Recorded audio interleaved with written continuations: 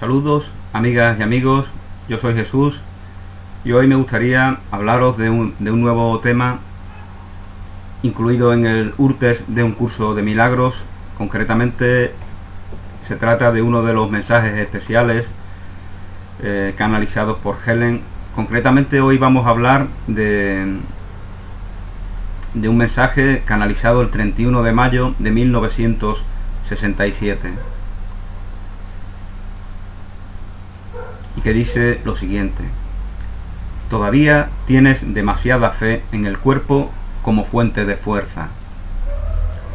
¿Qué planes haces que no impliquen su comodidad? ¿Qué planes haces que no impliquen su comodidad, proyección o disfrute de alguna manera?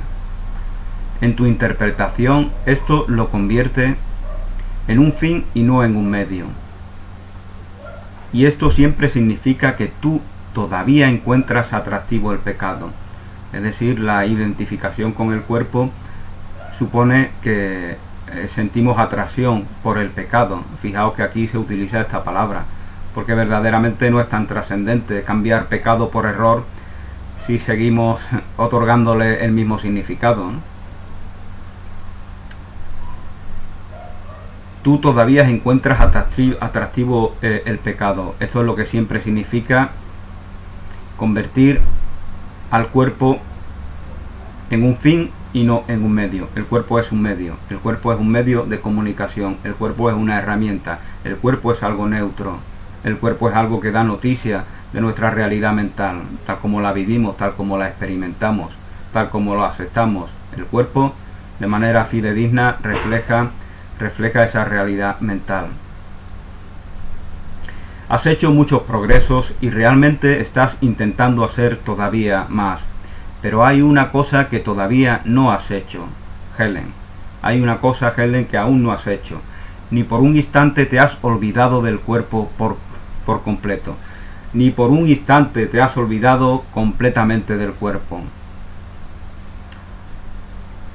Estas son palabras para Helen, pero son, al menos para mí, significativas. Por lo tanto, me acepto como receptor de ella. Hay un mensaje para mí y pienso que no solamente para mí. Se ha desvanecido en ocasiones de tu vista. El cuerpo se ha desvanecido en ocasiones de tu vista, pero aún no ha desaparecido por completo. No se te pide que dejes que esto ocurra por más de un instante, pero es en ese instante en el que ocurre el milagro de la expiación. Es decir, cuando sabemos, cuando aceptamos, cuando por completo nos sentimos que no somos ese cuerpo, ese instante en el cual experimentamos esa aceptación global de nuestra realidad espiritual, tiene consecuencias irreversibles, tan irreversibles como benéficas. Después verás el cuerpo de nuevo. Después verás el cuerpo de nuevo. Después de ese instante santo, volvemos a ver el cuerpo. Pero nunca exactamente de la misma forma. Pero nunca exactamente de la misma forma. No se trata de que anulemos de nuestras percepciones el cuerpo. Se trata que a través de ella se nos informe de que es una mera herramienta al servicio del servidor, al servicio de la verdad, al servicio de la expansión del amor, al servicio de la incondicionalidad, al servicio de lo que no empieza ni termina, de lo que no está en el tiempo ni en el espacio. Después verás el cuerpo de nuevo, pero nunca exactamente de la misma forma, y cada instante que pases sin conciencia de él, lo verás cuando regreses bajo una perspectiva diferente. Cada instante pues irá siendo aún más gozosa la experiencia de usar el cuerpo como lo que es, como el medio de comunicación al servicio del servidor. Cada instante que pases sin conciencia de él, cada instante que pases sin conciencia de él, Esta es la importancia de la meditación, de la oración, de la levitación. Y esta es la consecuencia es que la propia levitación es una consecuencia, ¿no?, que se manifiesta físicamente en algunas personas, parece ser, ¿no?, que se ha manifestado, ¿no?, como en Teresa de Jesús. Cuando uno acepta que el cuerpo no es su realidad, la mente no tiene peso, los pensamientos no tienen peso, con lo cual no están sujetos a las leyes de la gravedad. Lo que está sujeto a las leyes de la gravedad es este cuerpo, y si sabemos que no somos ese cuerpo, pues se puede producir algún fenómeno aparentemente paranormal, ¿no? Parece ser, ¿no? El cuerpo no existe en absoluto en ningún instante. El cuerpo no existe en absoluto en ningún instante. Siempre se le recuerda o se le anticipa, pero nunca se le experimenta exactamente ahora. Siempre se le recuerda o se le anticipa, pero nunca se le experimenta realmente ahora. Es decir, creernos un cuerpo es creernos ajenos al eterno presente de la vida, al aquí y a la hora, en donde siempre estamos. No gozar del presente de la vida, porque en ese presente no está el cuerpo. El cuerpo no existe en absoluto en ningún instante. Siempre se le recuerda o se le anticipa, pero nunca se le experimenta exactamente ahora. Solo su pasado y su futuro hacen que parezca real. Solamente el pasado y el futuro hacen que el cuerpo parezca real. Ya hemos hablado muchas veces, ¿no?, con los microscopios electrónicos de los cuales hoy disponemos. Si miramos nuestro cuerpo con esos artilugios, vemos que no es lo que aparentan ser. Vemos que son partículas diminutas que están en permanente actividad, girando en torno a sus núcleos. Y si aumentamos aún más la potencia de ese microscopio, veremos que aún dentro de esas partículas hay otras partículas también diminutas.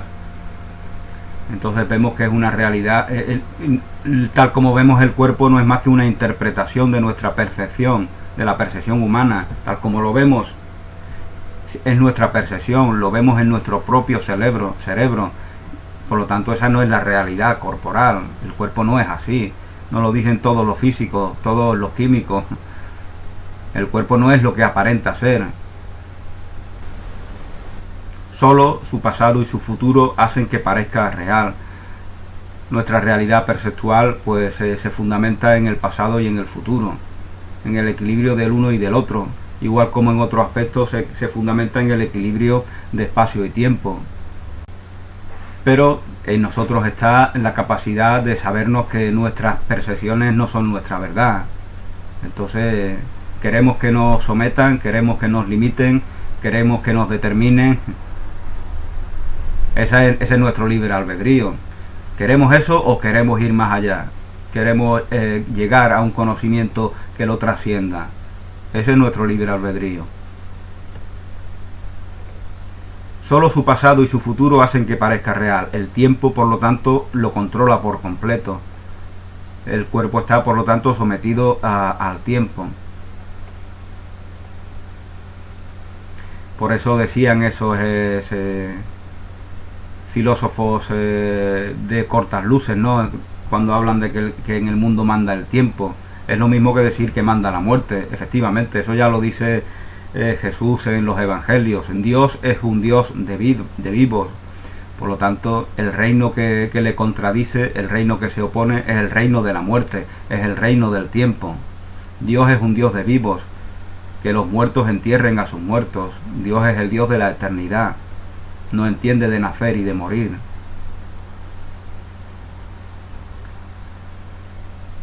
Y en el mundo de las ilusiones de estos filósofos pues manda el tiempo, es decir, ellos mismos reconocen que se someten al Dios de la muerte, ese Dios que determina sus pensamientos, sus emociones, sus relaciones, sus conclusiones, etcétera, etcétera.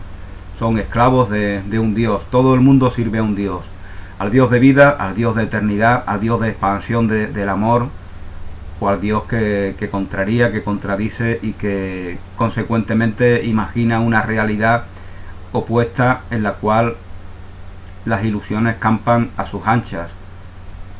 movidas por la codicia, movidas por la carencia, movidas por el miedo, movidas por la culpa. Ese es el mundo de la separación.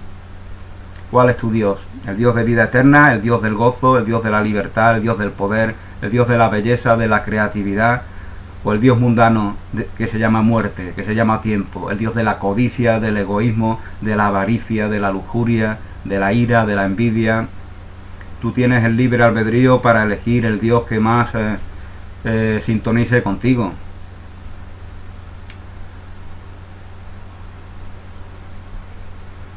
El tiempo lo controla por completo al cuerpo, pues el pecado nunca está presente.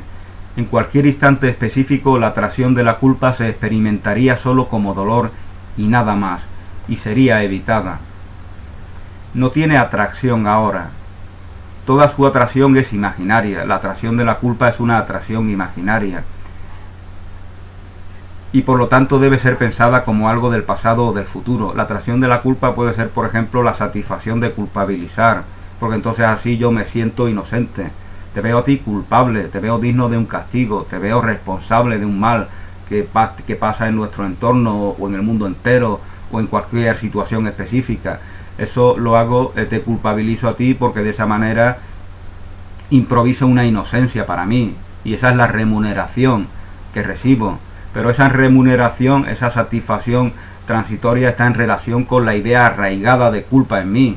Te culpabilizo porque en mí está arraigada la culpa y necesito liberarme de ella. Eso es lo que me determina culpabilizarte a ti y no otra cosa. Y recibo la remuneración, que es esa satisfacción transitoria. Y esa es la ilusión, esa es la atracción imaginaria. Porque verdaderamente lo que me determina es la culpa arraigada en mí, que es dolorosa, que es angustiosa, que es una tragedia de la cual yo quiero huir. Y una manera de huir momentáneamente es ver la culpa en mis semejantes. Pero lo que hago paradójicamente es arraigarla aún más en mí, porque al culpabilizar arraigo aún más en mí la culpa, con lo cual ahí no hay salida posible. Solamente puedo construir un personaje más consistente, con una armadura que aparente invulnerabilidad, pero todo lo que haga estará hecho por esa culpa arraigada en mí.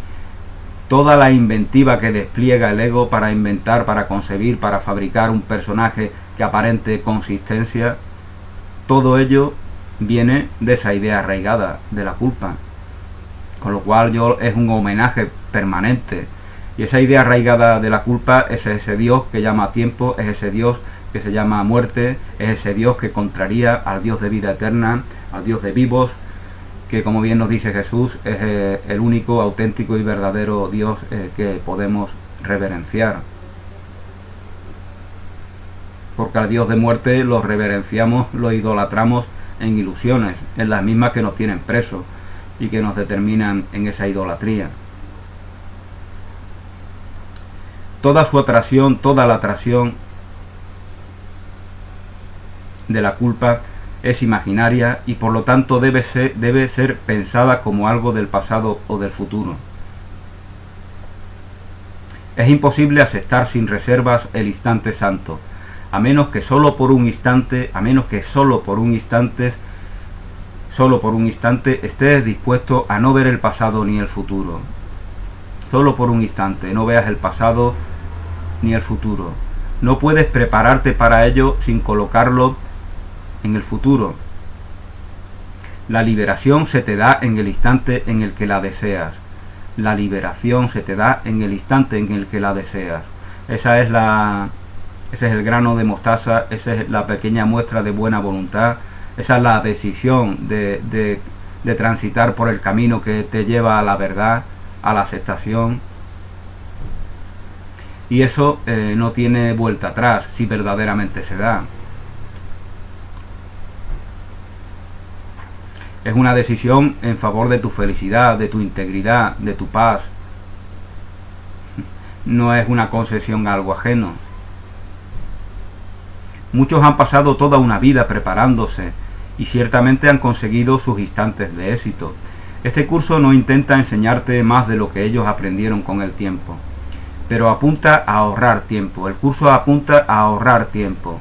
El curso apunta a que ya, si así lo consideres oportuno, deje ese paso de liberación y que no sigas recreándote en las ilusiones con las cuales te haces daño y con las cuales eres partícipe de situaciones en las que tus hermanos y hermanas se hacen igualmente daño.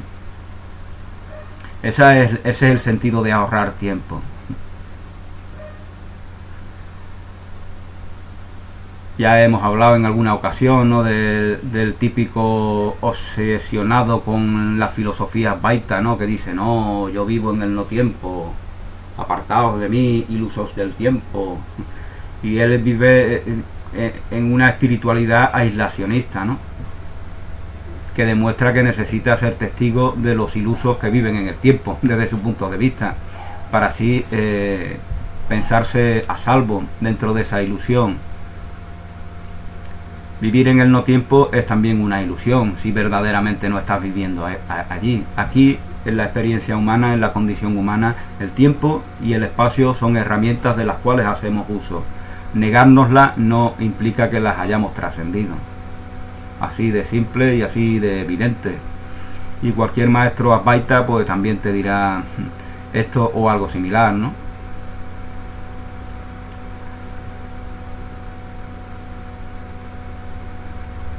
Estás intentando seguir un largo camino hacia la meta que has aceptado. Es extremadamente difícil alcanzar la expiación luchando contra el pecado. Se gastan enormes esfuerzos en intentar hacer santo lo que se odia y desprecia. No es necesaria una vida de contemplación y largos periodos de meditación dirigidos a conseguir el desapego del cuerpo. No es necesaria una vida de larga contemplación y periodos de meditación para llegar a ese desapego. Necesitamos de las relaciones, de las situaciones de relaciones en las cuales nos comunicamos con nuestros semejantes, y eso nos van dando experiencias de aprendizaje, y ahí estamos practicando el desapego. Eso es la práctica. Para la práctica necesita de tus semejantes. Yo estoy practicando y necesito de mis semejantes que ven este vídeo. Aunque no lo viera ninguno, el propósito es que alguien lo vea. Por lo tanto, ese propósito es el que me moviliza, para tener esta experiencia. Estamos permanentemente en relación. También lo está el eremita que se va a la montaña, a la cueva, aislándose de sus semejantes. Da igual que tenga una motivación positiva o una motivación evasiva. Él sigue en relación con sus semejantes, están siempre en su mente, en su corazón, en su realidad. No puedes aislarte de ellos. Les pasa como a los que hablan de las ex, ¿no? Ya hemos hablado en alguna ocasión de las ex o de los ex. Están permanentemente en relación con ellos, por eso piensan permanente en ellos, por eso hablan permanentemente de ellos, por eso necesitan seguir culpabilizándolo, porque están retenidos en un momento del pasado y no quieren liberarse por el momento. Y el grano de mostaza, la muestra de buena voluntad, es soltar. Ya terminó esa relación, ya se acabó. No eres nadie hay culpable de lo que tú experimentas. Recibe el aprendizaje que debas recibir y disfruta del momento presente, sin estar retenido por instantes que no están aquí, por acontecimientos que no están aquí, porque no son del presente. Tales intentos, se refiere a esa larga contemplación y meditación, tales intentos tendrán éxito en última instancia para su propósito. Pero los medios son tediosos. Tales intentos pueden dar resultados, pero los medios son tediosos y llevan mucho tiempo, pues todos ellos miran hacia el futuro para la liberación. En el futuro hay un personaje que es mejor, que es auténtico, que es verdadero, que se acepta, que expande el amor. Vale, sí, se dará en el futuro, pero tú ya mismo estás determinando que necesitas tiempo, más y más y más y más tiempo. Tú no estás proclamando la verdad de la inocencia, la verdad del amor, la verdad de la bondad, la verdad de la expansión del reino de Dios. No la estás proclamando aquí y ahora incondicionalmente. y eso te va a determinar. Eso no va a ser que la magia de repente haga que esto sea un paraíso, pero va a ser una declaración. Es como la declaración de independencia de los Estados Unidos, ¿no? Los Estados Unidos no van por ahí, oye, por favor, Inglaterra, ¿me dejáis que nos independicemos? Oye, por favor, rey del Imperio Británico, nos independizamos, nos podemos independizar, sí. Malo. No, los Estados Unidos proclaman su independencia. Proclamamos la independencia de los Estados Unidos de Norteamérica. Y punto. Eso es lo que hay. Pues con esto es igual, ¿no? Eso es en las fronteras, los himnos, los países forman parte del mundo del César, del mundo de las ilusiones. No estoy haciendo ninguna apología de ningún país, ni de ninguna doctrina, ni del independentismo de por sí. Simplemente pongo un ejemplo de cómo se toma una decisión determinante y se proclama esa decisión que se ha tomado. Proclamo mi inocencia, proclamo mi paz eterna, proclamo la expansión del reino de Dios. Con tus propias palabras haz esa declaración que sea determinante, positiva y benéfica para ti y para tu entorno, porque no se trata del bien exclusivo y excluyente de un personaje ajeno a la realidad en la cual participas. Se trata de un bien para todos. Bueno, pues nos hablaba Jesús de que estos medios eran tediosos, que llevan mucho tiempo, pues todos ellos miran hacia el futuro para la liberación de un estado presente de indignidad e insuficiencia. Si nos sentimos indignos, pecaminosos, culpables, sucios, pues aquí y ahora podemos resolver esos sentimientos que no están conformes con lo que debe sentir, con lo que debe experimentar, con aquello de lo que debe informar el Hijo, la hija, santa, íntegra, pura y eterna de Dios. Tu camino será diferente, no en el propósito, sino en los medios. Una relación santa es un medio de ahorrar tiempo. Una relación santa es un medio de ahorrar tiempo. Un instante pasado juntos restaura el universo a ambos de vosotros. Bill y Helen están cultivando esa relación santa. Están trabajando para el instante santo. Están clamando por él. Y siempre se da una respuesta. Tú estás preparada, Helen, tú estás preparada. Ahora solo necesitas recordar que no necesitas hacer nada, no necesitas hacer nada. Sería mucho más provechoso ahora concentrarte meramente en esto que considerar qué debieras hacer.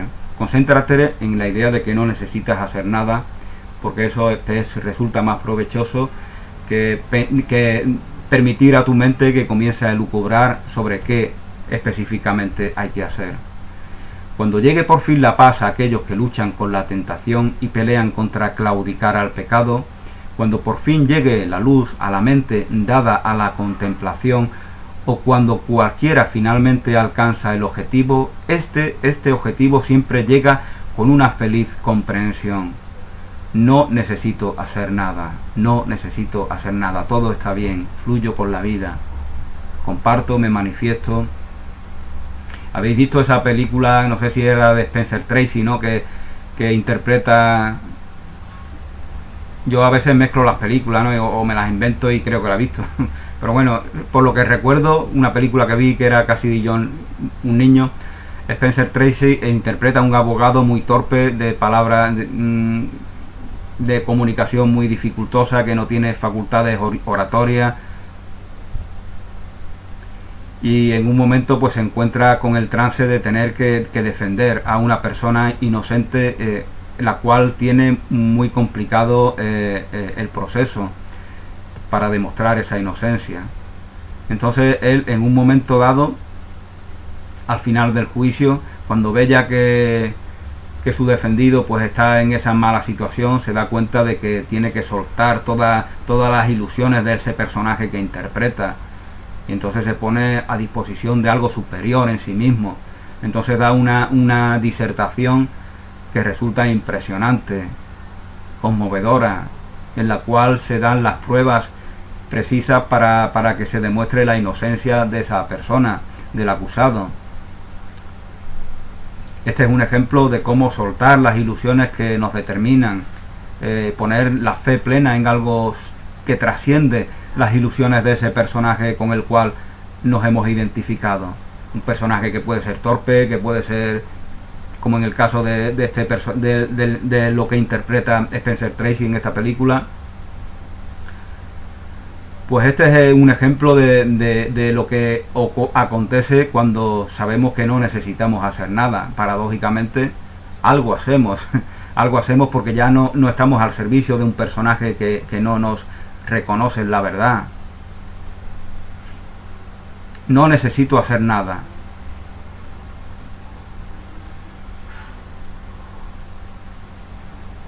Aquí está la última liberación que todo el mundo encontrará a su propia manera, a su propio tiempo.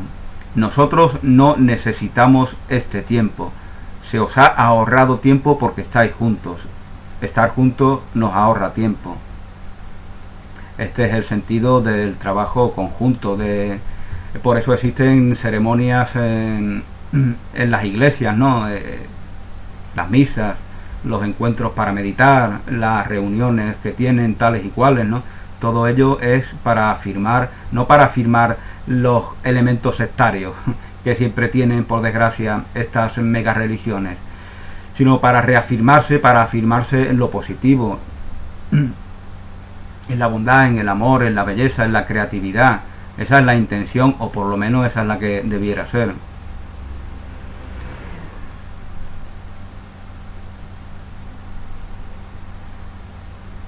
Este es el medio especial que este curso está utilizando para ahorrar tiempo. Puede que haya otras alternativas, pero este es el que se usa en este curso. No estáis haciendo, se nos anima la relación. Pero esto no significa que nos formemos un grupo de 5 o 10 personas que estudia un curso de milagros. No significa eso, aunque podría significarlo específicamente para algunas personas.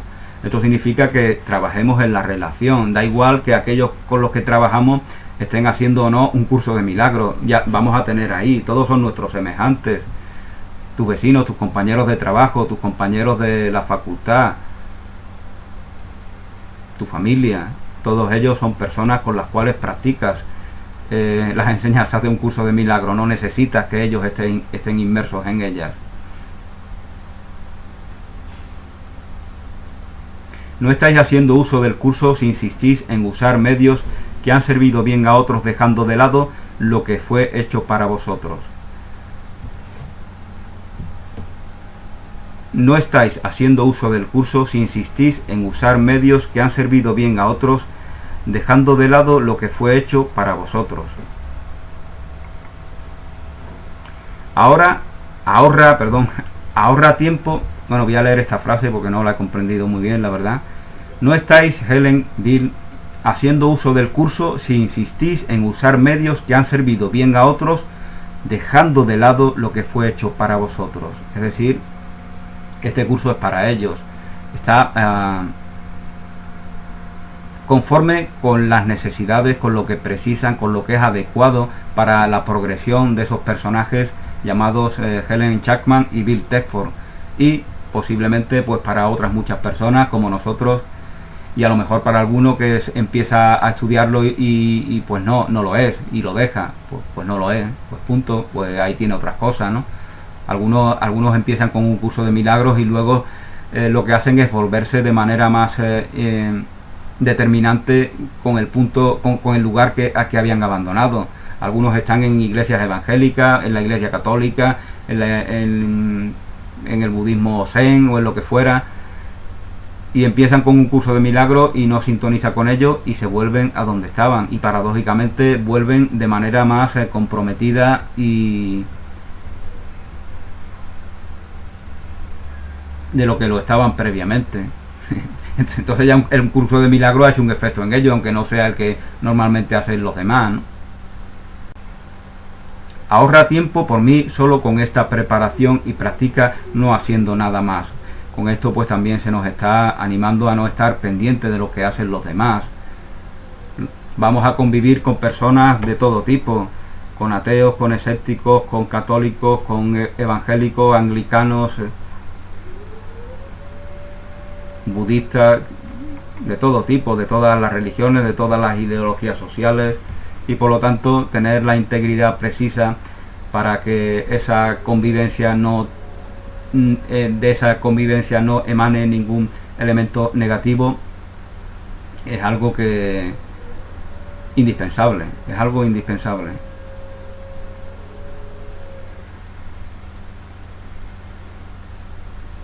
No andemos preocupados por lo que hacen los demás, porque los demás estudien un curso de milagros. No andemos a la expectativa de que los demás despierten.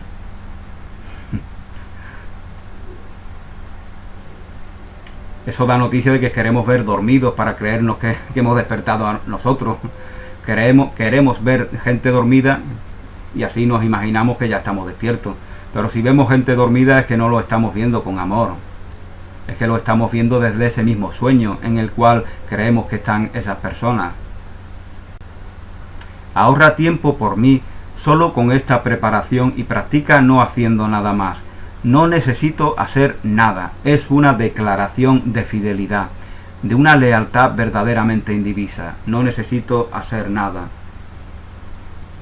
Descanso en Dios. Descanso en Dios.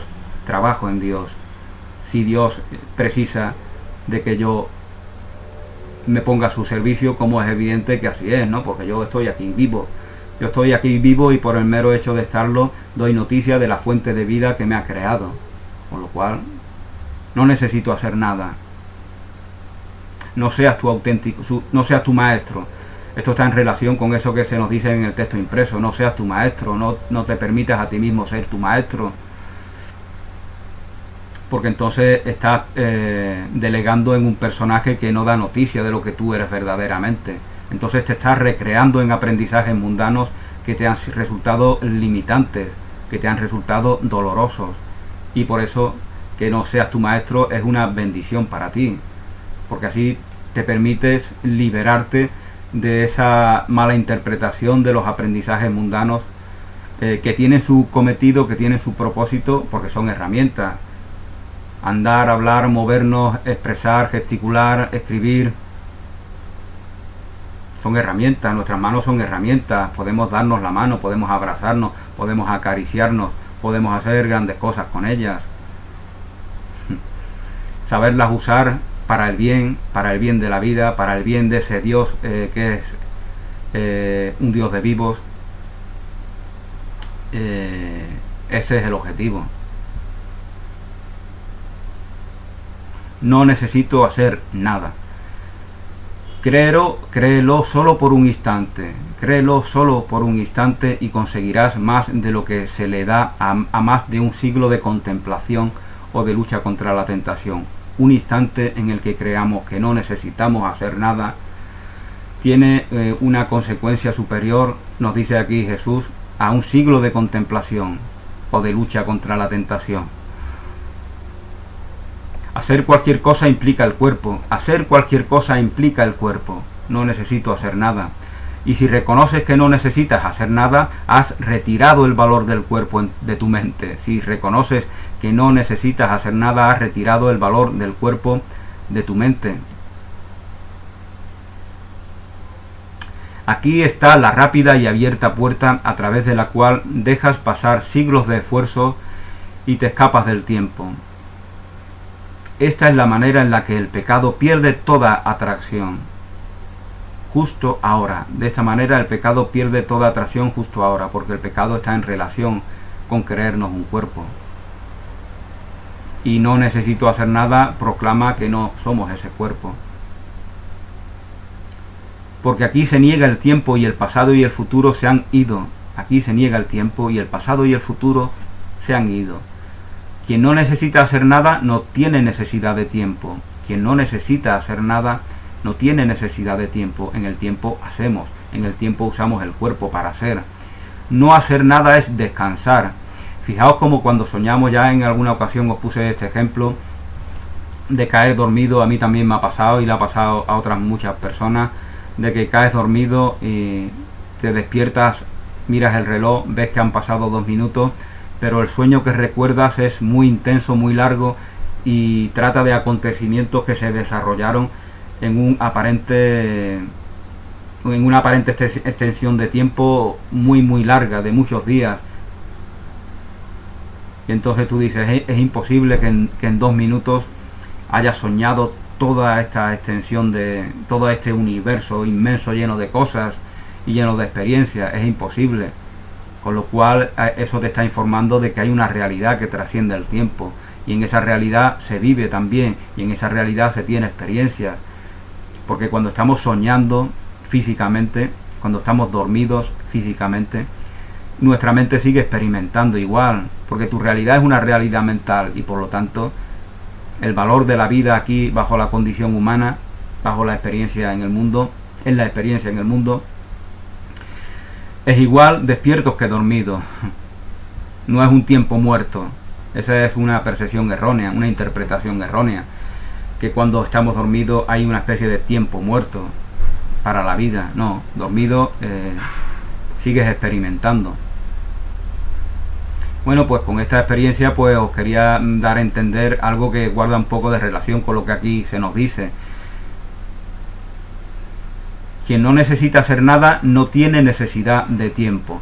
No hacer nada es descansar y hacer un lugar en tu interior donde la actividad del cuerpo cesa de reclamar atención. Nos hemos habituado a que el cuerpo nos exija actividad. A este lugar llega el Espíritu Santo y ahí mora. A este lugar que hacemos cuando proclamamos que no necesitamos hacer nada, llega el Espíritu Santo y ahí mora. Él permanecerá cuando tú olvides. Él permanecerá cuando tú olvides y las actividades del cuerpo regresen para ocupar tu mente consciente. De esta manera el Espíritu Santo se hace presente en nosotros y nosotros vamos a volver a utilizar ese cuerpo como medio de comunicación, como herramienta, pero ahora el Espíritu Santo va a poder guiarnos, va a poder asesorarnos, va a poder hacer lo que hace en Spencer Tracy, en esa película a la cual antes me refería. Va a hacer lo que para su personaje le resulta imposible: dar testimonio de la inocencia de su hermano, que es acusado de culpable, de pecador, de sucio, de digno de castigo, y él, gracias a ponerse en manos del Espíritu Santo, a hacer un hueco al Espíritu Santo en sí, consigue prestar ese servicio y expresa una oratoria que a él mismo le impresiona, ¿no? Él mismo, cuando se ve así, cuando recapacita, dice: verdaderamente puedo hacer grandes cosas que yo no creía que pudiera hacer. Grandes milagros están a nuestra disposición cuando proclamamos esto que se nos está invitando a hacer. No necesitamos hacer nada. El Espíritu Santo permanece cuando tú olvides y las actividades del cuerpo regresen para ocupar tu mente consciente. Pero siempre estará este lugar de descanso al cual puedes regresar. El Espíritu Santo ocupa ese lugar y ahí va a estar ya para siempre. Y serás más consciente del tranquilo centro de la tormenta que de toda su rabiosa actividad. Ahora estás enfocado en la paz, en el amor, en la integridad, en la plenitud, en la abundancia. Ahora no estás enfocado en los pequeños elementos que lo contradicen, que lo contrarían, por lo cual ya no pierdes, ya no estás expuesto a manifestar ira, codicia, etcétera, etcétera, porque ya has permitido que el Espíritu Santo tenga ascendente sobre ti. Este centro tranquilo en el que tú no haces nada, este centro tranquilo permanecerá contigo dándote descanso en medio de todo el frenético hacer al que se te ha enviado. Descanso en Dios, porque desde este centro se te instruirá en cómo usar el cuerpo sin pecado. Desde ahí se nos guía en el sentido de cómo usar el cuerpo de una manera santa, de una manera pura, de una manera auténtica, no de la manera que busca compensación a la culpa, a la carencia, no de la manera en la cual el miedo se convierte en nuestro motor, no, de la manera en la que el amor es el motor, el amor es el fundamento de nuestras emociones, de nuestras reflexiones, de nuestras relaciones. Desde este centro se te instruirá en cómo usar el cuerpo sin pecado. Es este centro del que el pecado está ausente, en este centro donde el Espíritu Santo mora, el pecado lógicamente está ausente, y es en este centro, y es este centro el que lo mantendrá así en tu conciencia en él. Él es este centro el que mantendrá ausente a tu conciencia del pecado. Bueno, pues aquí termina este mensaje especial canalizado por Helen Chapman el 31 de mayo de 1967. No sé yo si este texto de alguna manera está incluido en el libro impreso, pero en cualquier caso pues me apetecía reflexionar en voz alta en torno a lo que nos dicen. Gracias por vuestra atención, feliz día, bendiciones, un abrazo y hasta una nueva oportunidad.